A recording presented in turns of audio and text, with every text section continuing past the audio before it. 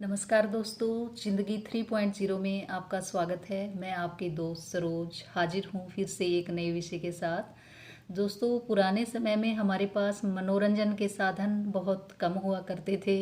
हमारी दादी नानियाँ, परिवार के सदस्य, बड़े बुजुर्ग हमें कहानियाँ सुनाया करते और वही हमारा मनोरंजन का साधन भी हुआ करता। हमारे ज्ञान में भी वृद्धि करता और हमें ज़िंदगी की सीख भी देता था। इन्हीं कहानियों के माध्यम से हम अनेक अच्छे संस्कार भी हमारे अंदर पोषित हो जाते थे और वो हमें जीवन का ढंग सिखाते थे। तो एक कहानी मुझे याद आती है जो मेरी दादी अक्सर सुनाया करती थी, और जब भी कभी हमारे पास वो आती तो हम उनसे वो कहानी ज़रूर सुना करते थे कि दादी हमें वो कहानी सुनाओ। तो वो कौन सी कहानी थी और वो हमें क्या सीख देती है। मेरी दादी कहानी सुनाया करती थी कि भाग का लिखा सबको मिलता है। यानी कि जैसे कर्म करोगे उन कर्मों का फल मनुष्य को भुगतना ही पड़ता है, अच्छे हों चाहे बुरे हों, वो नतीजा हमें देखने को मिलता है। तो वो कहानी क्या थी। किसी राज्य में एक राजा रहता था। वो अपनी प्रजा का बहुत ध्यान रखता था।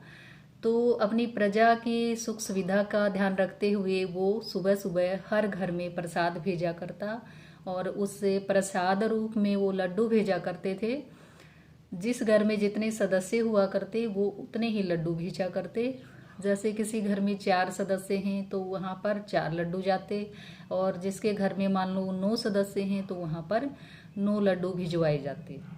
तो इसी तरह का एक गरीब परिवार रहता था उस राज्य में। उसके घर में 9 सदस्य थे, 7 उसकी बेटियां थी और 2 खुद थे, वो पति और पत्नी। तो इस तरह से उसके घर में हर दिन 9 लड्डू आया करते, तो सभी को अपने हिस्से का एक एक लड्डू मिल जाया करता। तो एक बार उस व्यक्ति के मन में ये लालसा जागी, ये इच्छा जागी कि क्यों ना मैं अपनी बेटियों को मार दूं और इनके हिस्से के जो 7 लड्डू हैं वो हमें मिल जाया करेंगे, और इस तरह से जो हमारा गुजारा है वो अच्छे से हो जाया करेगा। तो ये बात उसने अपनी पत्नी को भी बताई, लेकिन पत्नी ने कहा कि नहीं, ऐसा नहीं करना। हमें जो मिल रहा है वो हमारे भाग्य का ही मिल रहा है, तो उसी में हमें संतुष्ट होना चाहिए। लेकिन वो नहीं माना, उसके अंदर लालच बैठा हुआ था। वो बार बार उसको कह रहा था कि तुम इनको मार दो। तो उसने क्या किया, रात होने पर जब वो लड़कियां सो गई तो सभी को कुएं के पास ले गया। कुएं की जो पाल होती है वहां पर उनको लेटा दिया।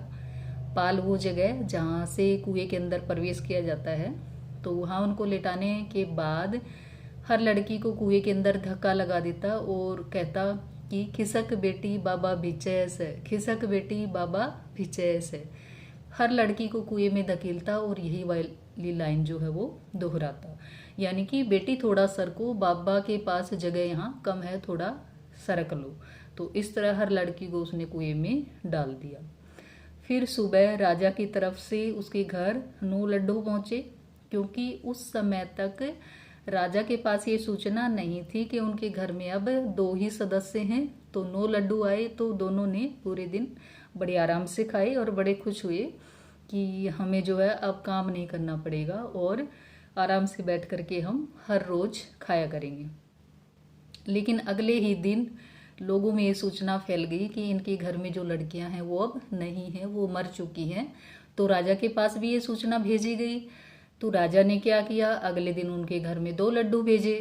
तो वो हैरान था कि 2 लड्डू कैसे आए, हमारे घर में तो 9 आने चाहिए थे। तो उन्होंने कहा कि अब तुम 2 ही सदस्य हो तो तुम्हें 2 ही मिलेंगे। फिर उस व्यक्ति ने सोचा कि अरे ये मैंने क्या कर दिया है, मैंने तो बहुत बड़ा अपराध कर दिया, गुनाह कर दिया कि वास्तव में ही मनुष्य के हिस्से का ही उसे मिलता है, उसके भाग का ही उसे मिलता है।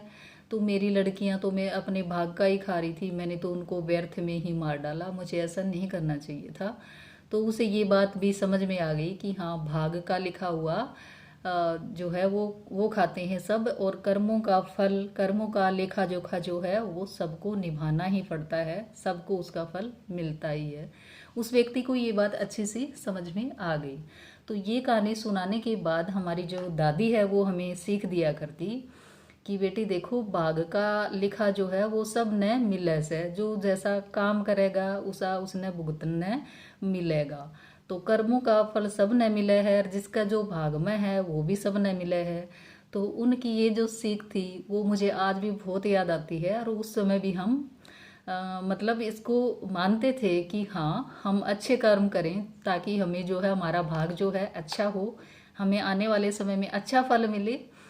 तो उनकी इन कहानियों से ही हम जिंदगी की इतनी गहरी सीख पा लिया करते थे कि उस समय तो हमें एहसास भी नहीं होता था। लेकिन आज ये बात समझ में आ रही है कि हाँ, हम कहानियों के माध्यम से जीवन की जो सच्चाइयाँ हैं उनको बच्चों को सिखा सकते हैं, उनको वो संस्कार दे सकते हैं, उनको जिंदगी का तरीका सिखा सकते हैं कि जिंदगी में कैसे जिया जाए, कैसे समस्याएं आती हैं। तो ये चीज़ें हम बचपन में ही अपने बच्चों को सिखा सकते हैं। तो हमारे बुजुर्ग जो हैं जाने अनजाने में हमें इतने अच्छे संस्कार दिया करते, इतने जीवन की सार समझाया करते, वो आज समझ में आता है कि उन्होंने हमें बहुत कुछ दिया है, जिसी के कारण हमारा जो जीवन है वो बहुत समृद्ध है। हमारे पास इतने अच्छे संस्कार हैं, इतने यानी कि एक जीवन का एक तरीका है हमारे पास। लेकिन आज हम अपने बच्चों को क्या दे रहे हैं, ये भी सोचने वाला विषय है कि हम क्या संस्कार दे रहे हैं अपने बच्चों को। क्या हम कहानियाँ उनको सुनाते हैं, क्या कहानियों के माध्यम से जीवन समझाते हैं, क्या कहानियों के माध्यम से उन्हें कुछ अच्छी आदतें सिखाते हैं। शायद बहुत कम माएँ होंगी जो ऐसा करती होंगी। फिर हम कहते हैं कि आजकल के बच्चों में संस्कार नहीं है। तो संस्कार आएंगे कहाँ से जब हम उन्हें देंगे ही नहीं, तो कहाँ से आएंगे? हम उन्हें सिखा क्या रहे हैं? हम कहते हैं कि हमारे अंदर देखो कितने अच्छे संस्कार हैं, हमारे अंदर ये है वो है। हम तो कभी ऐसा नहीं करते थे, आप ऐसा नहीं करते थे, आपके बुजुर्गों ने आपको वो अच्छे संस्कार दिए थे, चाहे वो किसी माध्यम से दिए हों। तो उनको सोचो आप कि आपके बुजुर्गों ने, आपके जो पूर्वज थे, उन्होंने आपको क्या संस्कार दिए, तभी तो आप वो हो। और आप अपने बच्चों को क्या दे रहे हो? आने वाले समय में आप क्या उम्मीद करोगे कि आपके बच्चे, आपकी जो आने वाली पीढ़ी है वो आपको क्या कह करके याद करेगी कि क्या सिखाया उन्होंने हमें? तो अगर आपने कुछ बच्चों के अंदर अच्छी आदतें, अच्छे संस्कार, भाग्य समझाना है, जीवन समझाना है, कर्म समझाना है, कुछ भी समझाना है आपने, तो पहले आप अपने जीवन में उन्हें उतारेंगे, जिंदगी की सीख देंगे, वो कहानियों के माध्यम से उन्हें समझाएंगे। कुछ से सोच विचार करके आप उनको एक नया तरीका जीवन का देंगे, तो आप जरूर कुछ ऐसा कर पाएंगे, उनके अंदर चेंज कर पाएंगे, एक अच्छा समाज दे पाएंगे, ताकि आपके बच्चे भी ये कहें कि हमारी माएँ, हमारी दादी, हमारी नानियाँ हमें ये सुनाया करती, हमें वो कहा करती। तो तभी आपके बच्चे भी आपको याद करेंगे। तो मैं तो यही कहना चाहूँगी कि हमें भी अपने बच्चों को वो संस्कार देने चाहिए जो हमें अपने पूर्वजों से मिले हैं, चाहे वो माध्यम कैसा भी हो, लेकिन हमें इस पे विचार करके उसको आगे ज़रूर बढ़ाना चाहिए। तो दोस्तों, अगर आपको मेरी कहानियाँ अच्छी लगती हैं तो आप मेरे चैनल को लाइक करें, सब्सक्राइब करें, कमेंट करें। शुक्रिया, नमस्कार, थैंक यू।